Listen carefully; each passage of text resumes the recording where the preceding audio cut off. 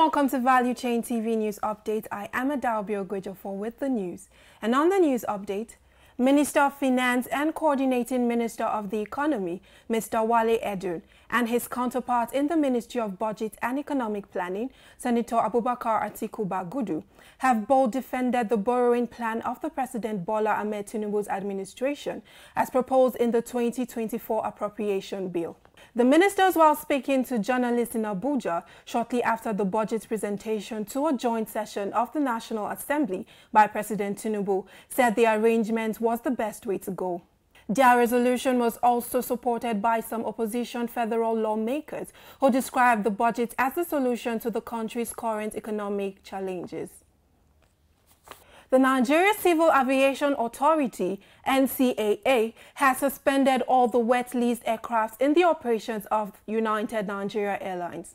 The suspension is coming on the heels of the recent diversion of the Abuja-bound flight from Lagos to Asaba Airport by the cabin crew of the airline.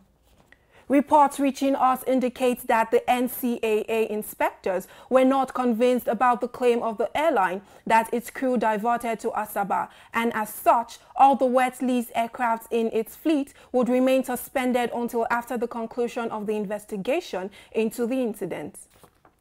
Following his reappointment as Group Chief Executive Officer of the Nigerian National Petroleum Company, NNPC Limited, by President Bola Tinubu, Mele Kyari has appealed to Nigerians to refrain from sending him goodwill messages. The NNPC boss said this in a statement issued to journalists by the Chief Corporate Communications Officer at NNPC Limited, Olufemi Sonye, where he urged all stakeholders to support the company under his leadership. Kyari in the statement also guaranteed his commitment to stabilizing the oil industry and enhancing service delivery for increased revenue. You are still watching Value Chain TV News Update. Stay with us. Dear colleagues and industry partners, on behalf of the Federal Republic of Nigeria, I would like to invite you all to join us for the 7th edition of the Nigeria International Energy Summit 2024, Nigeria's premier and official oil and gas meeting due to take place in Abuja from February 26th to March 1st, 2024. NIES remains the only official industry trade event of the federal government with the approval of the Federal Executive Council.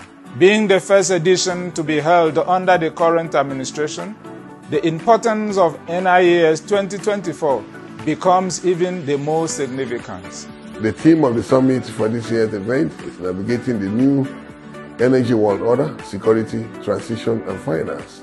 It aims to match Africa's attractiveness to the right investment partnership while ensuring greater participation and engagement of indigenous businesses in the sector. Within the challenges of climate change and energy transition lie opportunities for a future where Nigeria's hydrocarbon resources play a central role in powering our nation, the African region, and the world at large, while at the same time safeguarding our environment. His Excellency Senator Bola Ahmed Tinubu, GCFR, President and Commander-in-Chief of the Armed Forces of the Federal Republic of Nigeria, will be the special guest of honor.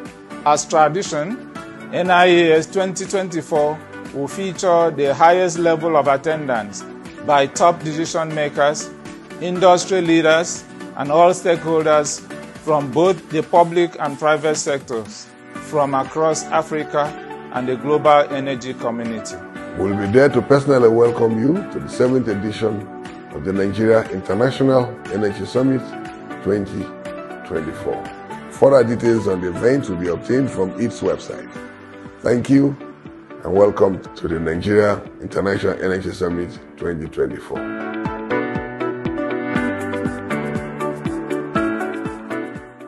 You're still watching Value Chain TV News Update. The Society of Petroleum Engineers and the Nigeria Association of Energy Economics today joined the rest of the world to commemorate this year's 9th edition of the World Energy Day.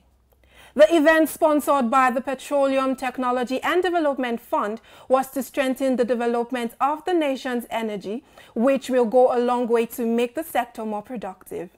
Professor Olayinka Omorogbe, SAN, President Nigeria Association of Energy Economics, explained that it is important to devise the use of renewable energy in Nigeria, which will go a long way to combat climate change, manage businesses, and also reduce gas emissions in Nigeria. They are not expanding the transmission grid to poor people.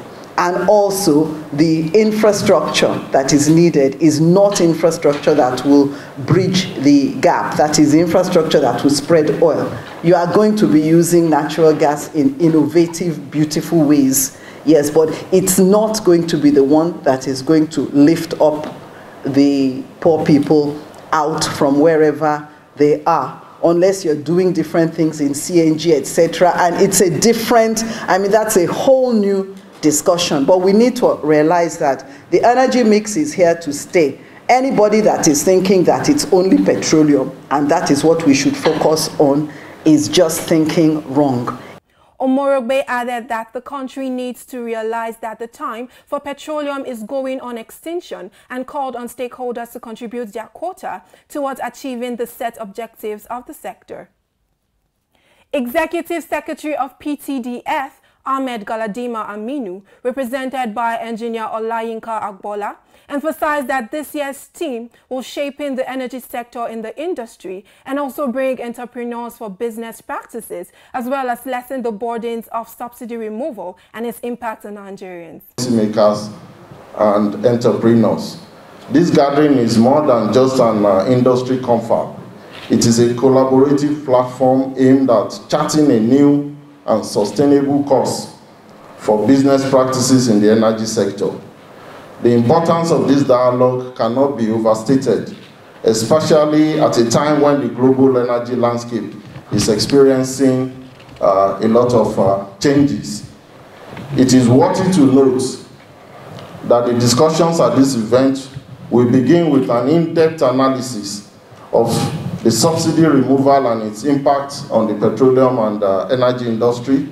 Keynote speaker Dosun Tako, Director of Program for Clean Energy Hub, stated that despite the money being spent on electricity, many Nigerians are still not having a feel of it, hence the need to diversify petroleum to energy sector. She also added that adoption of CNG will not only impact on the economy, but also bring high cost of living to the barest minimum. Nigeria has the world's largest energy access deficit, with over 90 million people lacking access to electricity. It has also one of the worst performing national grids in Africa. It is therefore the largest importer of petrol and diesel generators in sub-Saharan Africa. The country accounts for 3 million out of 6.5 million generators used in sub-Saharan Africa, and individuals and businesses spend up to $22 billion annually just to fuel generators. The country is heavily reliant on fossil fuels to power vehicles, where Nigeria is the largest importer of used cars in Africa. This has occurred despite the reform and privatization of the national electricity supply industry in 2005 and 2013. The Brent crude has hit $83 per barrel as the Organization of Petroleum Exporting Countries, OPEC, prepares to meet following an earlier postponement. Despite their efforts to showcase improved production capabilities, African oil-producing nations still face substantial cuts in their production allocations. This has led to disputes and concerns over potential impacts on their oil industry's investments.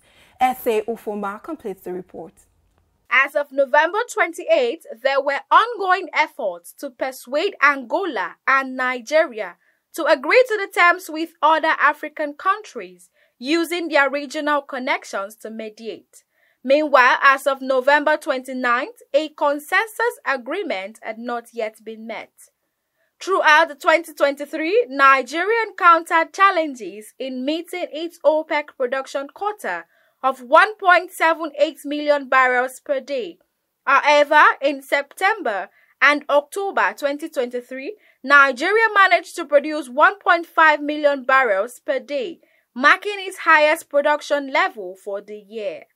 Despite not meeting its oil production quota yet in 2023, Nigeria has taken steps to increase oil production by speaking to potential and existing upstream investors targeting crude oil theft perpetrators, with 35 suspects arrested last week alone, and resolving host communities' disputes immediately they arise.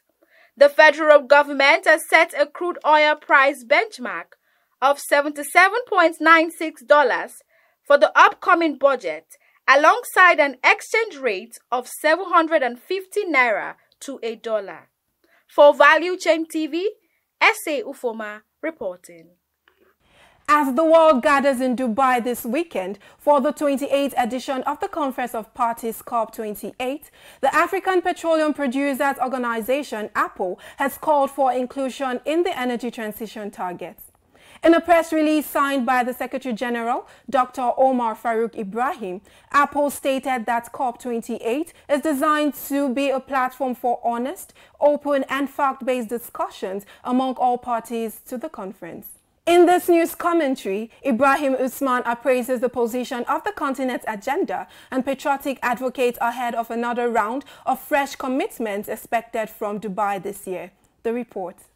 The statement by the African Petroleum Producers Association, APO, re-echoes the many concerns by the continent's major vocal voices in the transition debate, including the African Energy Chamber, AEC, amongst others. This year, this weekend in Dubai, UAE, there are expectations that the stakes will be raised further higher for countries to triple their renewable energy capacity and double energy efficiency across board by 2030 by the Conference of Parties to the United Nations Convention on Climate Change, COP. This has been the tradition from Montreal 1987, the UNFCCC ratification in 1992, Kyoto Protocol of 2005, the Paris ratification of 2015 and others that followed, and the sustained call for commitments to restrain global warming at 1.5 degrees Celsius above pre-industrial temperatures by the end of the century. These commitments to targets have left no windows for negotiation among nations with hydrocarbon resources like Nigeria, even as many of these commitments have not been adequate for developed nations driving their objectives. Yet, the call for global action against funding of fossil fuels have remained deafening, including finding expressions in mass protests in some cases. While the promise of a universally cleaner energy is real and may be irreversible, the technology and funding that will enable it for some countries are not available or adequate. These vehement posturing by developed nations have therefore raised concerns by stakeholders in Africa on the ideological tilt in the energy transition debate, particularly so against the backdrop of experimentation of energy sources within the relative context of energy security in favor of developed nations.